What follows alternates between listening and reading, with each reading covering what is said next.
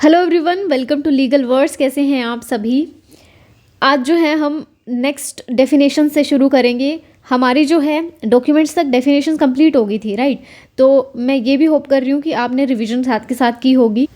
आज हम करेंगे फ्रॉडुलेंटली, ठीक है। हम फ्रॉडुलेंटली को समझने के बाद एक चीज़ और देखेंगे कि फ्रॉडुलेंटली और डिसऑनेस्टली में डिफरेंस क्या होता है। इसका रीज़न है बिकॉज जब भी एग्जाम में क्वेश्चन पूछा जाता है तो इन पे डिफरेंस का एक क्वेश्चन आता है और हम कंफ्यूज हो जाते हैं कि हमें लिखना क्या है, बिकॉज हमें पता ही नहीं है ना। और कभी कभी तो फ्रॉडुलेंटली और डिसऑनेस्टली एकदम सेम जैसे लगने लग जाते हैं, है ना। तो वो देखेंगे कि इन दोनों में डिफरेंस क्या है। तो शुरुआत करते हैं पहले फ्रॉडुलेंटली से। तो सेक्शन 2 ऑफ सबसेक्शन 9, ठीक है, क्या बोल रही हूँ मैं, सेक्शन 2 सबसेक्शन 9 जो है वो बात करता है फ्रॉडुलेंटली की, राइट। और सेक्शन 25 ऑफ आईपीसी भी बात करता है फ्रॉडुलेंटली की। डेफिनेशन दोनों में सेम है, इसलिए मैंने मेंशन नहीं किया। तो फ्रॉडुलेंटली का मतलब क्या होता है, basically means doing anything with the intention to defraud, right. तो इंटेंशन ऑफ डीफ्रॉड जहाँ होगी वहाँ फ्रॉडुलेंटली होगा। मैंने ऊपर लिखा है, यहाँ आ जाते हैं, ठीक है। देखो फ्रॉडुलेंटली का मतलब क्या है कि वहाँ पे इंटेंशन टू डीफ्रॉड है। अब डीफ्रॉड का मतलब क्या होगा, यानी कि there must be a deception plus में इंटेंशन टू कॉज इंजरी।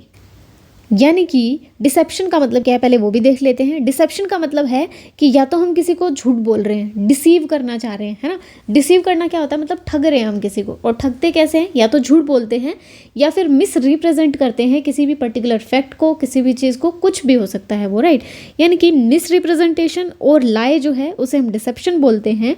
और डिसेप्शन के साथ इंटेंशन भी होनी चाहिए। फॉर एग्जाम्पल, अगर मुझे पता ही नहीं है किसी भी बारे में तो ऐसा हो सकता है कि मैं उसके बारे में झूठ बोल दूं, because there is no intention, तो वहाँ पे फ्रॉड नहीं आएगा, राइट।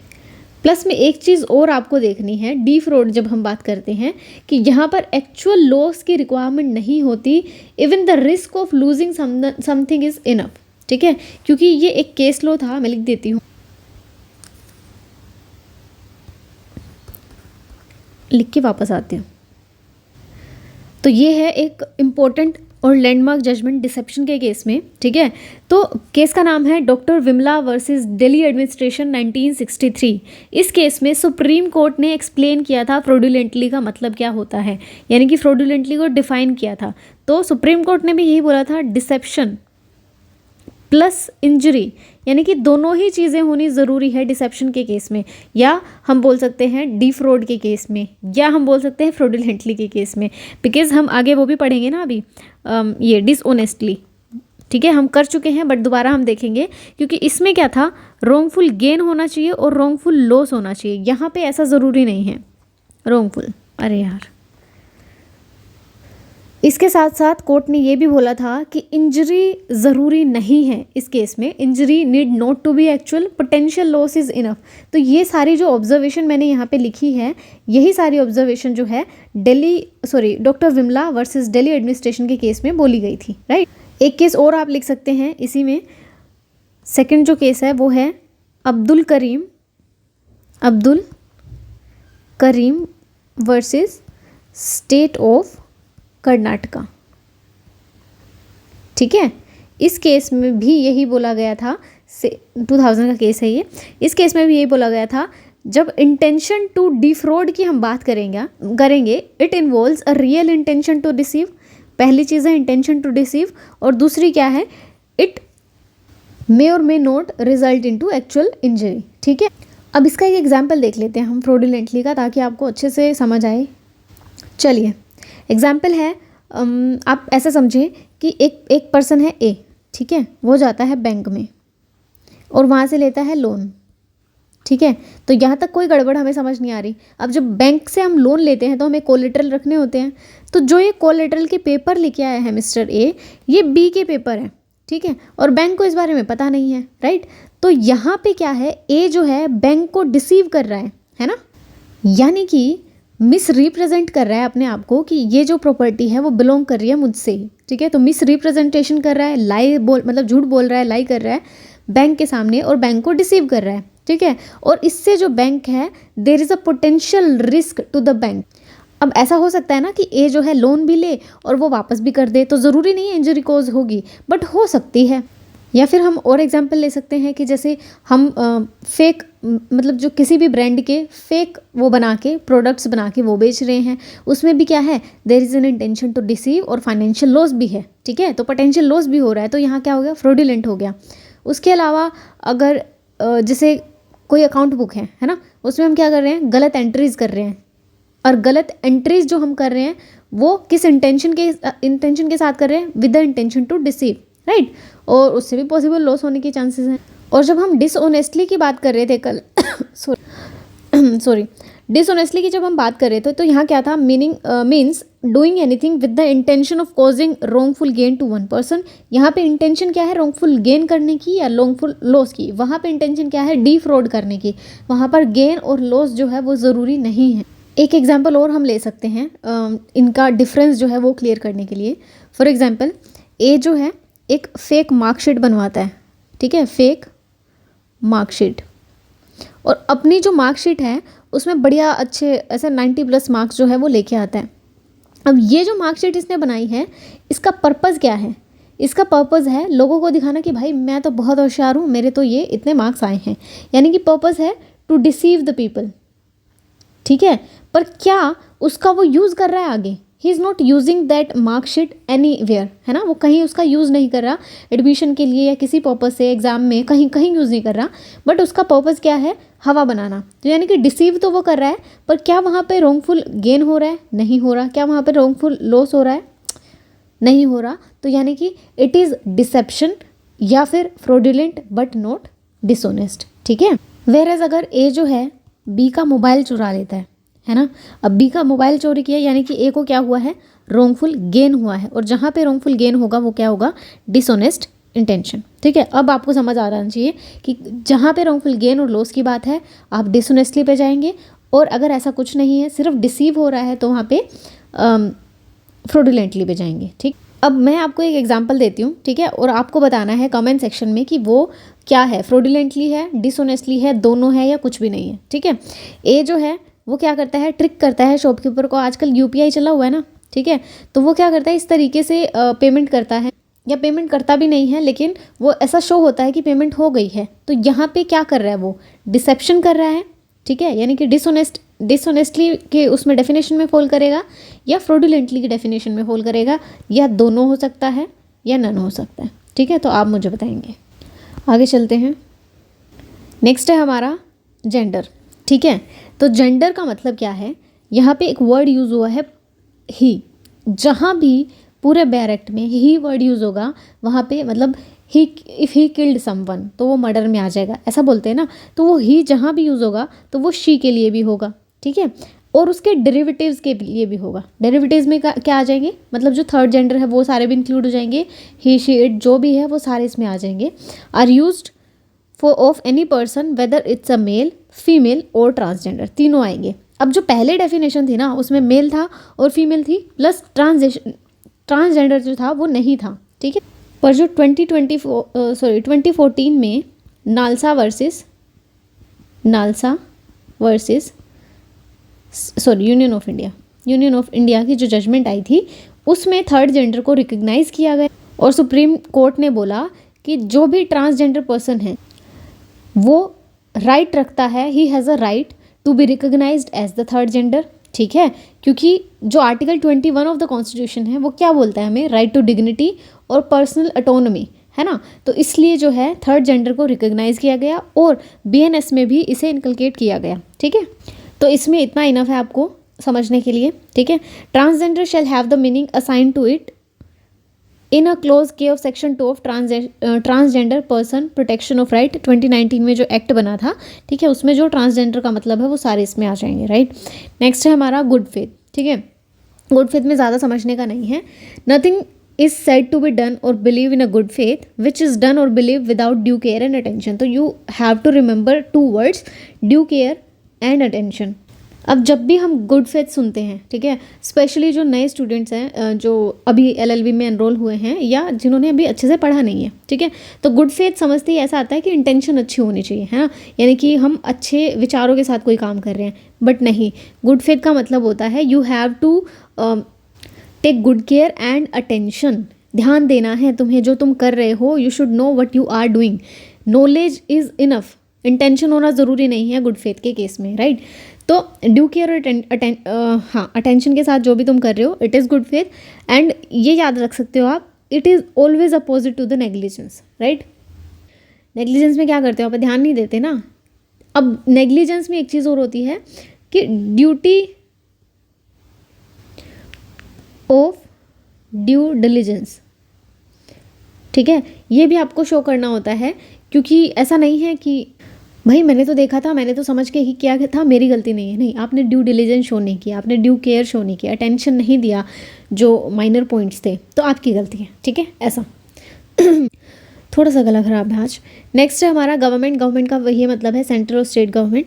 तो एक ये डेफिनेशंस आप याद रखना, सेक्शन 11 है, 211 है, ऐसा 210 है, ये स्पेशली फ्रॉडुलेंटली डिसऑनेस्टली, इनकी याद रखना।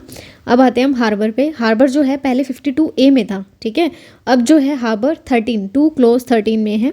It includes applying a person with shelter, food, drink, money, clothes, arms, ammunition, means of conveyance और assisting a person by any means, whether of the same kind as those enumerated in this clause or not, to evade the apprehension।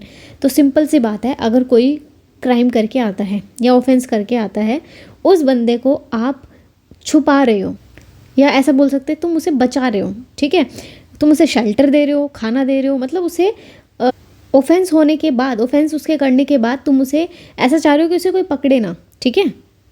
अब आपको ना एक चीज़ ध्यान में रखनी है, harbour की जो डेफिनेशन है पहले में और अब में बहुत चेंज है। तो मैं एक बार आईपीसी निकालती हूँ, देन विल डिस्कस अगेन।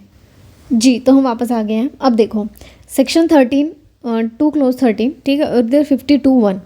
अब यहाँ पे और यहाँ पे क्या डिफरेंस है, एक सेकेंड। यहाँ क्या बोल रहा है 52A में, except in section 157 and section 130 in case in which the harbor is given by wife or the husband of the person harbored।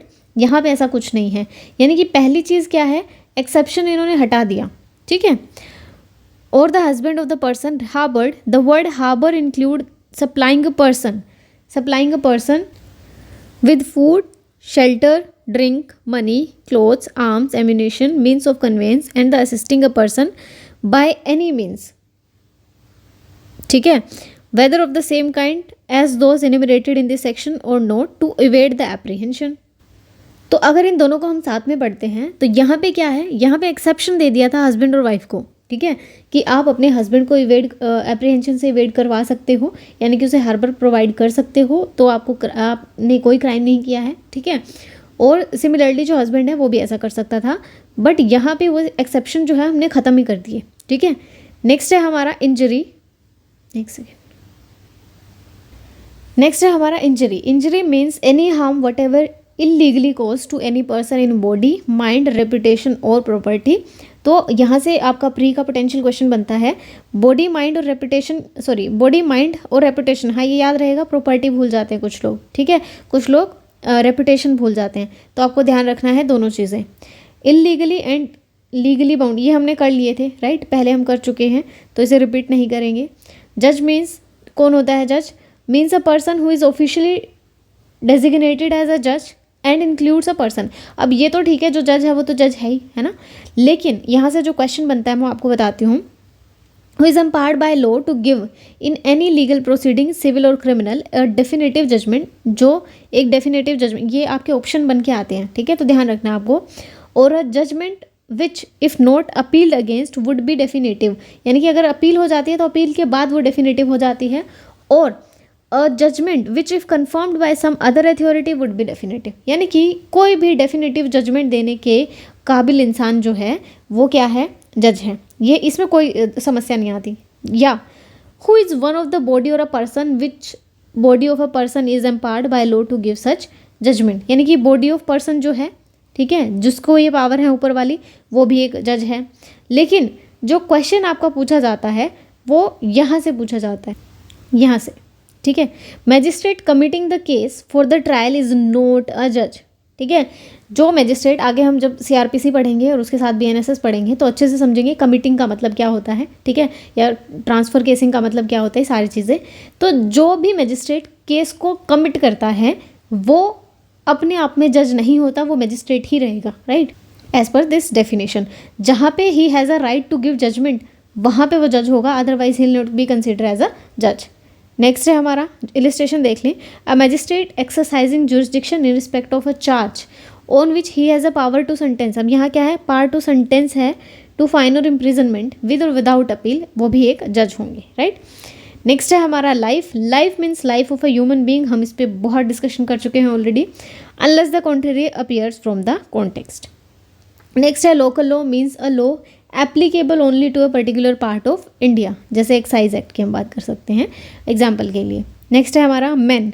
Man means male human being of any as. अब आपको जो याद रखना है वो ये है एनी एज, किसी भी एज का जो मैन है, वो 1 साल का भी हो सकता है, 50 साल का भी हो सकता है, 80 का भी। अभी 50-80 वाले याद रहते हैं, लेकिन 18 से नीचे को हम कभी कभी चाइल्ड के साथ कंफ्यूज कर जाते हैं और हम भूल जाते हैं कि वो मैन की डेफिनेशन में आएगा या नहीं आएगा, तो इसलिए ये ध्यान रखना आपको। नेक्स्ट है हमारा मंथ और ईयर किस तरीके से कैलकुलेट करेंगे, एज पर ग्रिगोरियन कैलेंडर। कुछ लोग जॉर्जियन बोलते हैं, ठीक है, तो ग्रिगोरियन कैलेंडर के अकॉर्डिंग जो है मंथ और ईयर, जैसे अभी जनवरी फरवरी चल रहा है वैसा, ठीक है।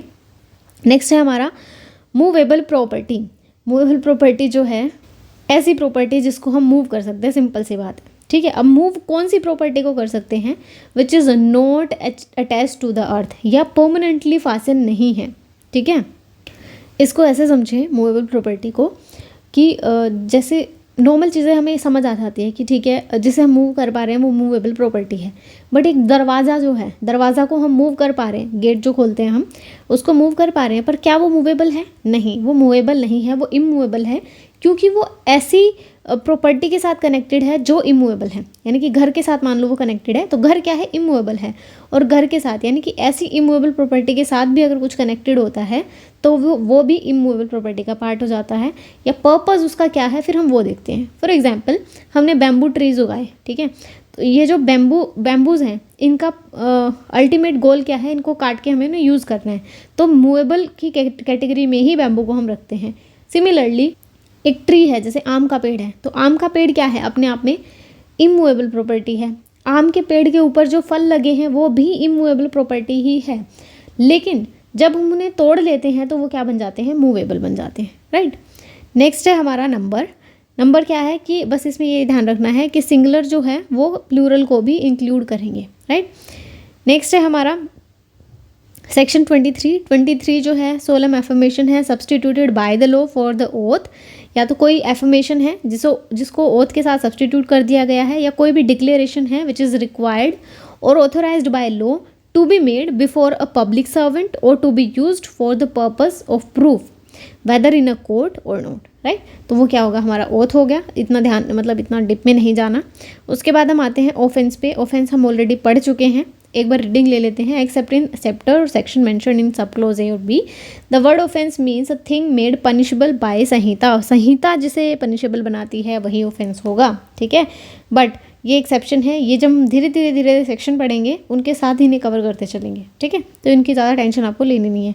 अब आते हैं ओमिशन पे। जैसे हमने एक्ट किया था ना, act as well as series of act, similarly omission as well as series of omission. जैसे कि फॉर एग्जाम्पल मैंने आपको एक दिन खाना नहीं दिया, आप जो है आप बीमार हैं या कुछ भी हैं, मैं आपकी नर्स हूँ, ठीक है, मैंने आपको एक दिन खाना नहीं दिया, ओमिशन हो गया, मैंने ऑफेंस किया है, ठीक है। तो ऑफेंस में क्या आता है, एक्ट और ओमिशन दोनों आते हैं। तो अगर मैंने ओमिशन किया है यानी कि मैंने ऑफेंस तो कर दिया। अब सीरीज ऑफ ओमिशन में कर रही हूँ, मैंने आपको सुबह भी खाना नहीं दिया, दिन में भी नहीं दिया, रात में भी नहीं दिया। सिमिलरली मैंने नेक्स्ट डे भी आपको खाना नहीं दिया, स्किप कर दिया, और अगले दिन भी मैंने आपको खाना नहीं दिया, ठीक है। तो अब मैं क्या कर रही हूँ, रिपीटेड ओमिशंस कर रही हूँ, जिसकी वजह से आपकी जान चली गई। तो वो सीरीज़ ऑफ ओमिशन जो है वो अपने आप में एक एक्ट बना देते हैं। और ये जो एक्ट है, जैसे अब मैंने यहाँ पे क्या किया, आपको इल्लीगल ओमिशन किया है। इल्लीगल ओमिशन करने के कारण आपकी जो है डेथ कॉज हो गई है, तो आपने मर्डर किया है ये माना जाएगा, और it will be consider as a single act. ये सारे जितने मैंने ओमिशन किए हैं फर्स्ट डे में, सेकंड डे में, थर्ड डे में, ये सारे ओमिशन मिला के एक ओमिशन बनेगा, ठीक है, ग्रीवियस काइंड ऑफ ओमिशन बन जाएगा, और जिसकी वजह से मैं क्या बोल सकते हैं आप, मैंने इसका मर्डर किया है, because it was wilful omission, it was illegal, right. Next है हमारा पर्सन। अब भाई इस पर थोड़ी बातचीत बनती है, क्योंकि हमने वैसे ये पढ़ लिया है पहले जब हमने ह्यूमन बीइंग पढ़ा था, पर मैं आपको वो बताना भूल गई थी ना कि आर्टिफिशियल पर्सन नहीं, मैंने करवा दिया है, रुको, हाँ ये हो चुका है, we are done with this also, पहले हो चुका है। नेक्स्ट पिछली जो क्लासेस हैं अगर आपने वो देखी होंगी तो हम इसमें कर चुके हैं इसे, ठीक है। नेक्स्ट हमारा आता है पब्लिक। पब्लिक में क्या आता है, एनी क्लास ऑफ पब्लिक और एनी कम्युनिटी, ठीक है, वो पब्लिक हो जाएगा, ज़्यादा टेंशन नहीं लेनी इसकी। नेक्स्ट है हमारा पब्लिक सर्वेंट। पब्लिक सर्वेंट हम बाद में करेंगे, थोड़ा बड़ा है, ठीक है।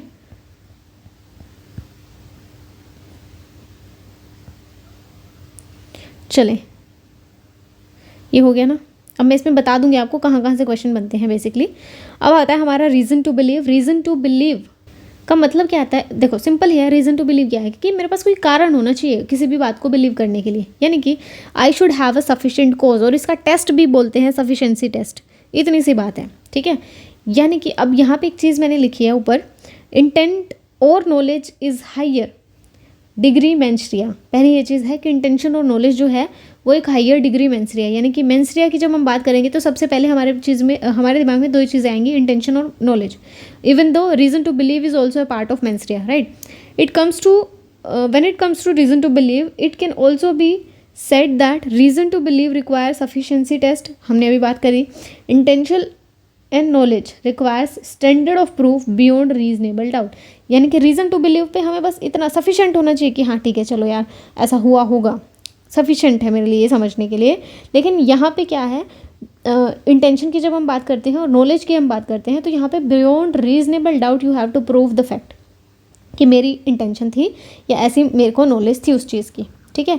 और इसमें एक चीज़ और मैंने यहाँ पे लिखी है मेंशन करके कि इंटेंशन जो है हमेशा कैरी करता है नॉलेज को, लेकिन नॉलेज जो है वो ज़रूरी नहीं है कि उस टाइम पे इंटेंशन हो। फॉर एग्जांपल मैं कोई इंटेंशन बना रही हूँ, फॉर एग्जांपल मुझे आपको मारना है, ठीक है, तो मैंने इंटेंशन बनाई कि आपको मारूंगी, तो मुझे उस चीज़ की नॉलेज तो होएगी ना, है ना, तभी तो मैंने इंटेंशन बनाई।